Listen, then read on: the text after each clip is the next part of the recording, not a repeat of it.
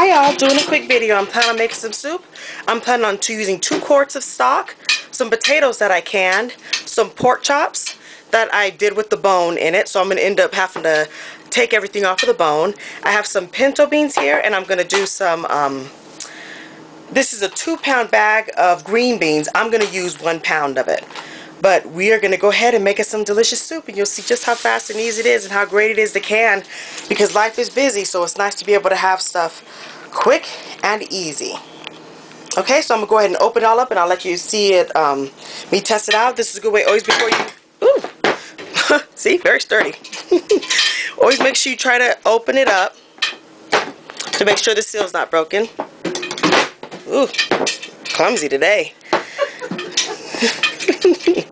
Okay, so they're done, so let me open them up for you. Okay, I'm going to go ahead and open them all up, and you can go ahead and hear the when I open it up. The seal break.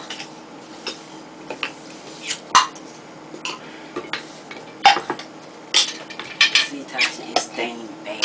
Hold on, honey. It little by little, it'll come.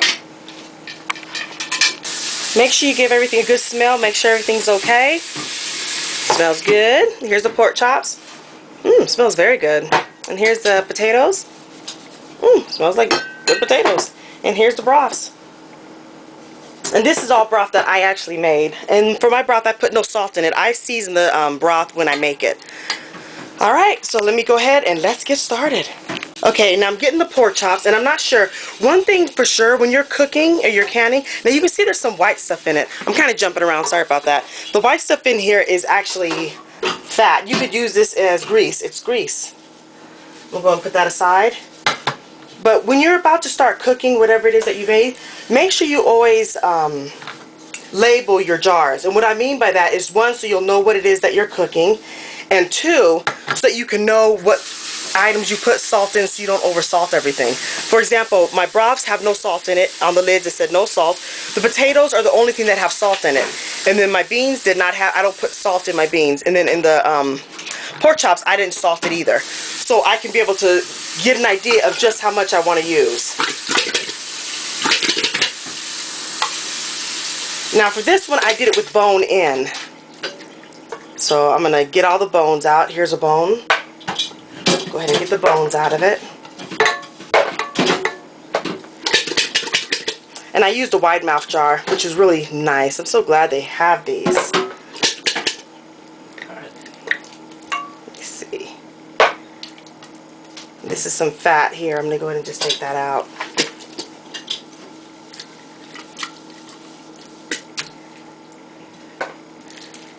I'm just breaking it up. And it may not look the best, but again, what I've noticed for soups, canned meat goes really good with it because it doesn't have that canned taste. Versus if you just took it out and kind of cooked it for a little bit. It's just nice because it infuses together. But here's the meat right here. And let me put the rest of the ingredients in, then we're going to put it on the stove. Alright, and that's a lot of meat in here. I'm wondering if I should just go ahead and take back some of the meat. My brother will be happy because he loves meat, and I love meat too. So let me see. Put this in.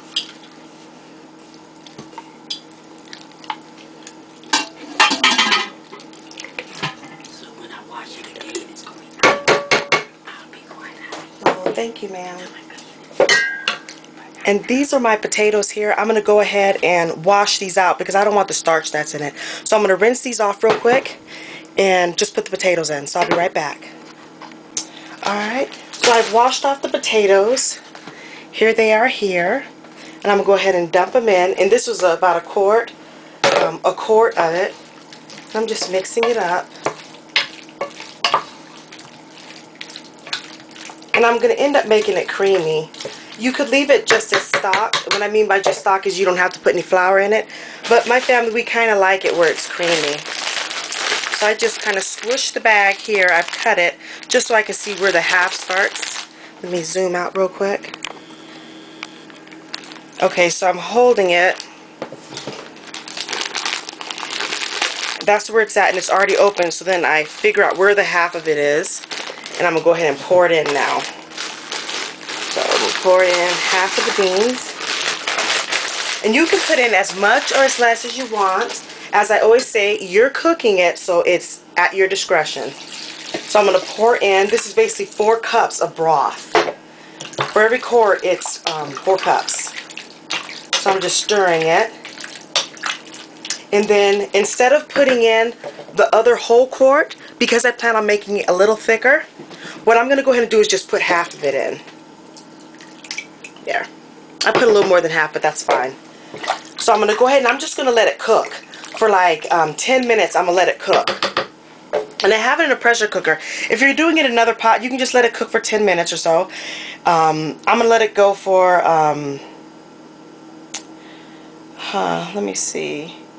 Let me just wing it. Let me see how it goes, and then I'll let you guys know what I did. So I'm going to go ahead and put this on the stove, and I'm going to heat it up, and then I'm going to go ahead and let it cook for, I think I'm going to let it cook for 6 minutes at pressure, which means that you would probably want to let it cook on your stove for like 20 minutes. So just put it on your stove and let it cook if you're not cooking it in a canner.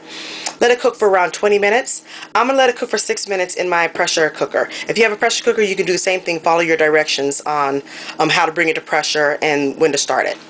Okay, so I'm going to do it for 6 minutes, let it heat up, and that's basically so I can cook these green beans. And then after that, I'm going to thicken it up. And we'll get started. So let me go ahead and put it on the stove and bring it to pressure.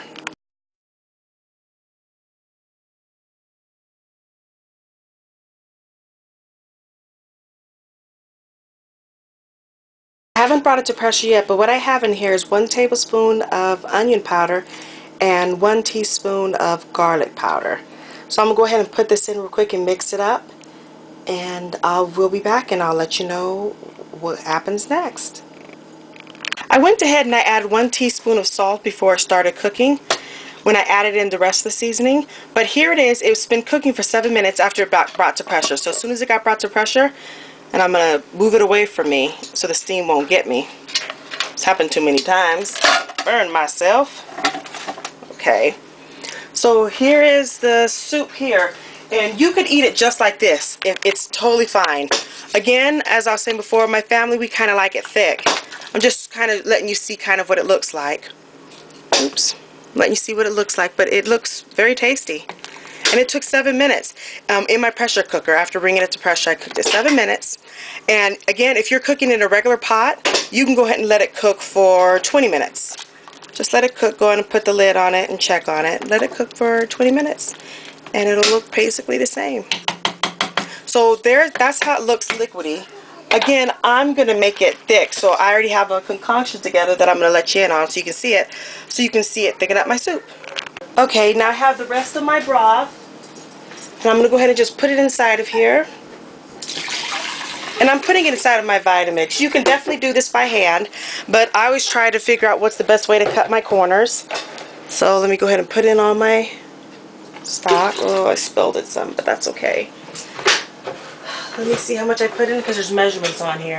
It's basically 1.5 cups of broth, and I'm putting in basically 1/4 a cup of flour. 1/4 a cup of flour, and I have 1/2 cup of melted butter. So basically it's 1 stick cut in half. And the cool thing about this is if you're doing it by hand, you want to just whisk it together little by little, the liquid with it, so it can turn out kind of a creamy consistency. But in the Vitamix here, it's going to basically get rid of it so there's not going to be any lumps. So let me go ahead and blend it up in the Vitamix and I'll be right back. Okay, I have it in the Vitamix. I'm going to basically cut it on, put it on variable speed. We'll see. These are variable speeds, and then I may cut a tie. I don't think I'll need to. Let me go ahead and cut it on. And it's mixing. And I'm just moving it the variable speed just a little bit. I just need to get it well mixed. So I'm looking at it, I have it on setting 3. And the whole point is I just need to get it mixed together. And that's basically it. So let me cut down the volume and cut it off. And now I'm going to go ahead and put it inside of my soup so I can thicken it on up. Alright, I poured it in. I cut the burner on medium-high. What I'm planning on doing is letting it thicken up just a little bit. If you'd like to have it thicker, you can go ahead and take some of the broth straight from out of here and put it back in your Vitamix and put a little bit more flour into it, and then put it right back in there to thicken it up. But I'm going to let it cook for about 5 minutes after it starts bubbling. After it starts bubbling. So I have it on medium-high. So let me go ahead and I'll tune you back in. Okay, it's been basically 4 minutes. I'm gonna go ahead and stop. It doesn't need to go for longer. If you want to do the full 5 minutes, it's fine. I have it on medium high, that's why it's boiling. I just wanted to show you what it looks like at a boiling. So I'm gonna mix it real quick. But it is done, and it thickened it up a little bit. If you want it more thick, just add more flour. And when you add the flour to it, it's going to have a flour taste. That's why you need to let it cook for at least 5 minutes or so, or 3 minutes, just so the flavor of the flour can go away. Let me cut off the timer. Alright, so the soup is done. I'm going to go ahead and plate it, and we'll see what it looks like. Alright, here is the end result. You would not know this was out of a can. And the stuff you see sprinkled around, I always put this on all the soups, I like it, is Parmesan cheese, and then there's sour cream right there. Let me get that sour cream off. And then let me just show you, there's the beans, there's the meat, the potatoes. It tastes very good. My husband tried some of it already because he always tries the stuff before I let it go into production, which basically means before we all eat it. But it's nice, thick, chunky meat in it. Oh, there's some of the sour cream. But you see, it's very good, and it tastes very good, especially whenever it's hot outside, or not hot, but cold outside, the winters. Warms the soul. And on behalf of your friends, family, and loved ones, I want to be able to tell you thank you so much for making such great, delicious food that we're able to put inside of our mouths. We really, really appreciate it, and thank you so much for using your time to do this for us. Take care, thanks, and God bless. Just wanted to do another quick shot and let you know what it looks like thick. Nice and great. Perfect for the family. And you know everything that's in it. Quick, easy, and homemade.